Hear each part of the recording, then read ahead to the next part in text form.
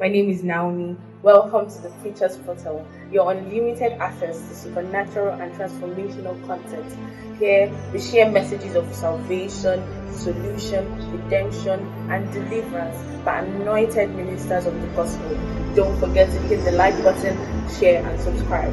God bless. Number 6 corruption is wickedness. And that wickedness is a product of mutation that happened to the souls of men.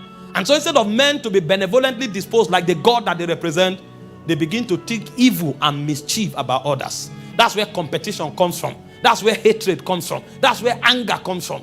A man becomes wicked. And when a man becomes wicked, he no longer finds peace. Because there's no peace for the wicked man. And the moment peace is taken away, the possibilities of divinity are exonerated from your sphere. And the devil knows this. So he plants wickedness in the souls of men. One thing you will do for yourself is tell yourself, I will not hate anybody.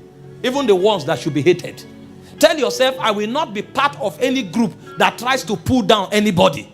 If it is not about exhorting them, I rather stay away. Because even in church today, the foundation of witchcraft is wickedness. There are cabals everywhere, gang-ups everywhere, using young Christians who are not yet strong in love as a weapon to fight others. Pastors stand on their pulpits today, manipulative messages. They preach them so that they turn people against others. Some go as far as lying in the name of prophecies to make young believers who should grow in love to become weapons in their hands to fight their enemies. No matter what I tell you, don't fight anybody because of me. If you do it, I've destroyed you. Don't make my enemy your enemy if I have one. That's not the path God has called me to lead you. My job is to lead you to Christ and to grow in Christ. No matter what anybody does to me, don't be part of an army that will fight them. And if I encourage it, I've lost my office. Because that's not why I came. That's what happened in Corinth. They gang up and some said they belong to Apollos. Some said they belong to Paul. Some said they belong to Cephas. And they thought the apostles would be happy. Because in our generation, when you say you belong to this camp, you belong to these people, they are excited. And then they teach people how to take weapons to fight other believers. Whereas the devil knows that our strongest weapon is unity.